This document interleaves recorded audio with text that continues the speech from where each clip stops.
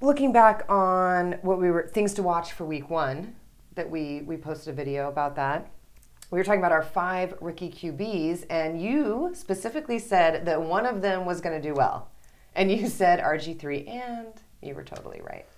Well, I mean, I'd like to take credit for that because I'm a genius, but the reality is they were playing the Saints, and we pretty much knew that they'd want to throw and score points. Saints actually, their offense didn't show up that much. Remember, they got a block punt touchdown to keep up.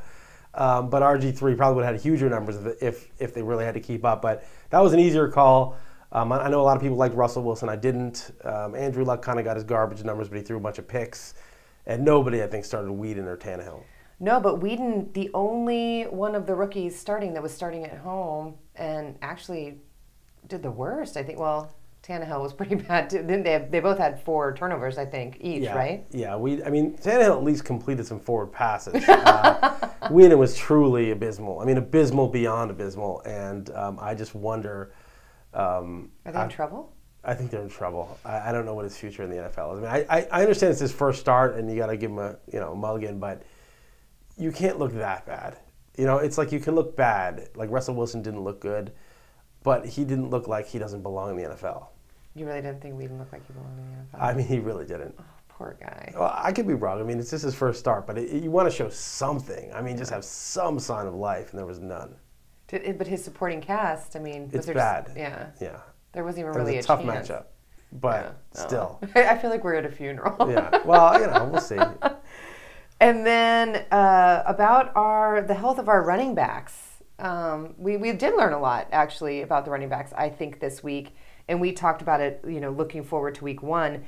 Adrian Peterson, you flat out said is a star running back, and he played like.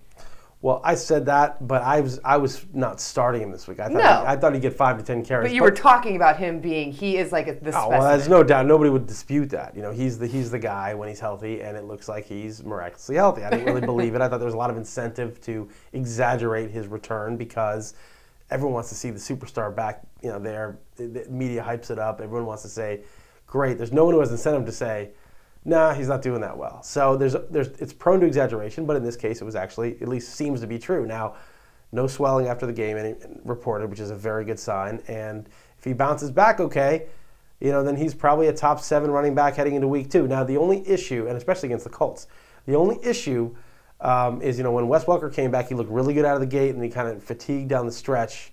So maybe he's not going to have the stamina to make it through the season fresh off the knee surgery, but so far so good. So far so good. Are you going to start him this week? If I had him, I would have started, but I don't have him, so it's not a situation. I have him in our best ball league.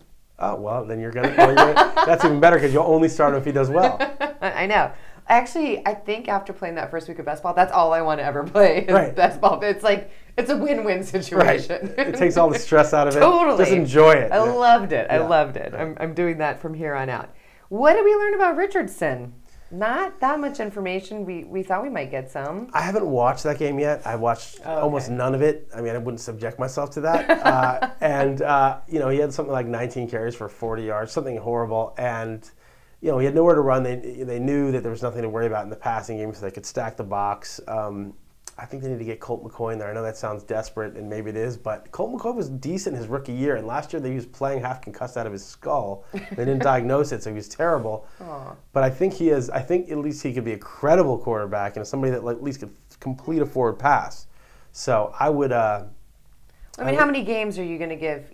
Do you panic? Would you panic and pull your quarterback now, or? If I'm the Browns, I'd probably give him one more start, and if there's not substantial improvement, I would say, look, you're still our guy for the future, but we just need to develop you slowly. And then what do we have? Foster looked like Foster. He looked fine. He was a game time decision. He looked fine. It was kind of a lopsided game. That was sort of weird. Just kind of at the last minute, all of a sudden Foster was maybe not going to play. Yeah, that sucked. I drafted him in the best ball league, and then suddenly an hour later he was questionable for the game. But yeah, he seems like he's okay. It wasn't like an amazing game. Miami's run defense is kind of tough. Now, with the Matt Forte, Michael Bush, sort of Foster, Tate, everyone kind of thought Tate might be a start even if Foster starts because he could get a lot of time. Michael Bush obviously did fantastic. We knew he was going to vulture some touchdowns, I think, anyway. He had a great game. It was like a starting running back numbers. That was against the Colts, which is probably at home. That was like the easiest matchup they're going to have. He's going to get the goal line carries. He's going to probably get 30% of the carries, but Forte's going to catch most of the passes. He's going to get most of the carries. And so Bush will be sort of a flex starter on a bye week. I don't see him, barring a Forte injury, being a regular starter. Okay, and then Tate just filling in. Tate's just the guy you have in case Foster goes down. All right. He'll get his games when they blow someone out. And then what about Chris Johnson and Stephen Ridley? I have both of those guys in different places, and I'm not sure that right now I wouldn't trade Johnson for Ridley straight up. Really? And that's very odd, given that I just took Johnson in the first round and Ridley went in the 7th. In my first draft, he's probably a 4th round pick right before the season, probably a 1st or 2nd round pick if we were to redraft now. Look, Ridley looked fantastic. He ran with power. He was pretty nimble. For a decent-sized back, he caught 2 passes for like 27 yards. He made good gains on them. And, Belichick likes to mix and match, and so it's like Mike Shanahan, you never trust him. But you know what? Last time they had a good running back, it was Corey Dillon in 2003, and this guy might be a good running back. And if he is a good running back, he's not just going to mix it up just because he's Bill Belichick and likes to mix it up. He's going to go with his best guy. And on a team like that, he could be a top 5 running back. Dude, he was fantastic. And Bill Belichick isn't Mike Shanahan. Well, no, but he is in the sense that he just does what he wants. He's not Norv Turner where he says, this is our guy and we just give it to him. No matter what, okay. Although Norv Turner's been mixing and matching the last couple of years too. But he's not, Bill Belichick would just do whatever he feels like doing. He's not going to commit to one guy just for the sake of it, And so, but he will commit to a guy, I'm sure, if the guy's by far the best player they have. And so I think there's major upside. And I think if we were to draft again, if you're picking 12th, that's a pick you could do. And you're not giving up on CJ 2K. There's nothing to do. What am I supposed to dump him? I can't dump him, but he got a goal line carry. I don't know if you saw the goal line carry that he got. I'm like, oh great, he's got a goal line carry. They pitch it to him.